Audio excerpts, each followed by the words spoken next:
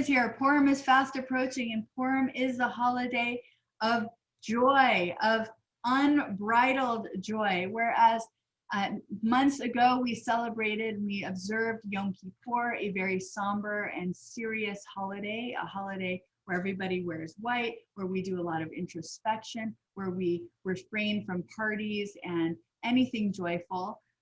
We refrain from sexual relations, as well as even wearing color. We oftentimes wear white, and it reminds us of our death, to reenact our death, to think about how we're living our lives. Well, actually, Purim is the holiday that's the exact opposite of it. Yom HaKippur. Yom Kippur sounds like Yom HaKippurim. It sounds like it's the holiday like the opposite of Purim. Purim is the opposite of that. Purim is a holiday. Purim actually means lots. It's about when you draw lots. It's to say that each of us, no one is guaranteed to be born into the identity and the situation, the lot that we have been born into. It's random, or it's not guaranteed. So it's a day to think about what it would be like to be born into any other situation in life. Whether if you're a king, then you become an evil person. If you're an evil person, you become a good person. So it's custom on this holiday for people to dress up like other people. And the story that we tell is the story of the book of Esther, which is a holy book in our Bible, in the Jewish Bible. And the book of Esther is really interesting story. First of all, it's interesting that it's the only book in the entire Bible, the Hebrew Tanakh, the Torah, the prophets, and the writings. It's the only book in the Jewish Bible that does not have God's name in it. Nowhere does the book say God's name. So many scribes who are practicing writing for the first time, they begin with writing the scroll of Esther. It's known as the Megillah, the whole Megillah. So this book is very interesting in that regard. So we wonder, where is God? We can ask, where is God in the entire story? But it's a story about a woman named Esther. So it begins with the story of King Ahasuerus, and he is a king in Persia, and his wife Vashti has had it up to here with him and decides to disobey him and not dance for him at a party. And she's a great feminist heroine.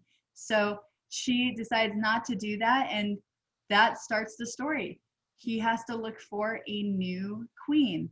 Well, meanwhile, Mordecai, who's a Jewish person, lives with his niece, and some say another kind of relative, but he lives with Esther, and says, hey, Esther, the king is looking for a new queen. Why don't you go and adorn yourself and see if you will be selected?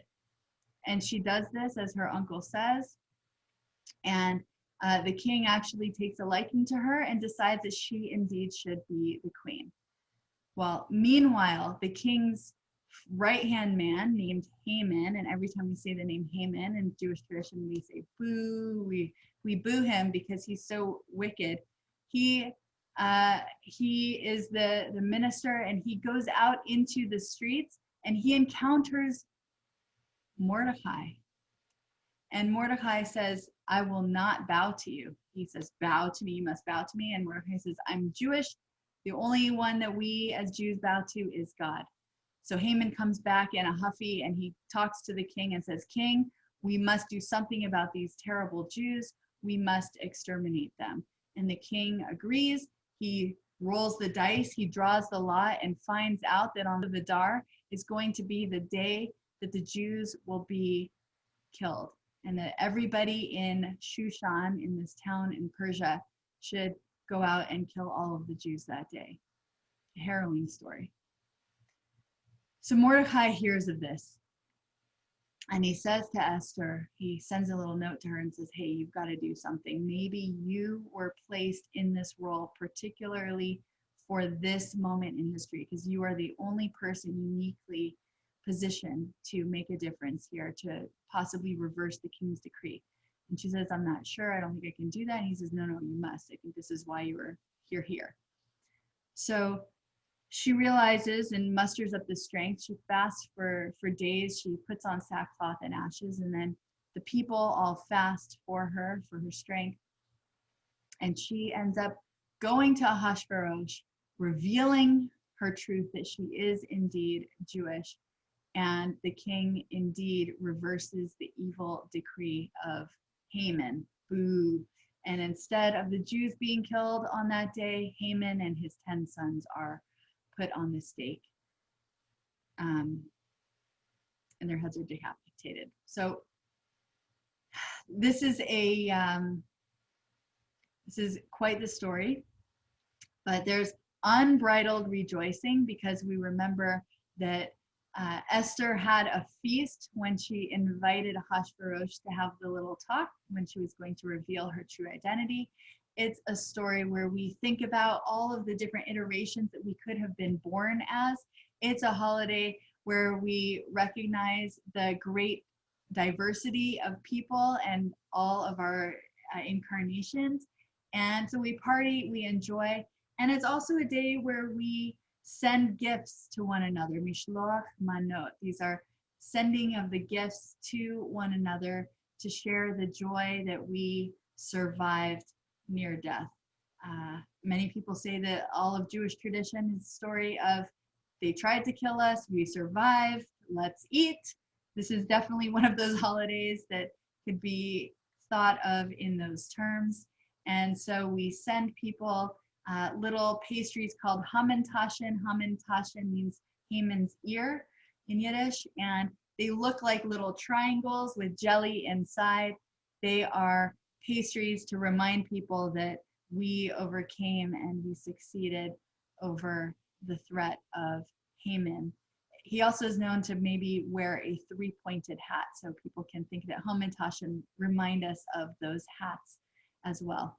People recount this story in plays and humorous satirical plays. So you might catch one at your local Jewish community. And it's a really great way to remember that we are making ourselves and showing ourselves. And anytime that we can show our true colors, that is when we as a people will survive. So may we all have the ability to have the room to stretch out and be the fullness of all that we are, of who we are, and may that bless one another, our people, and indeed the entire world. Happy Purim, everyone. Be well, and thank you for keeping it sacred.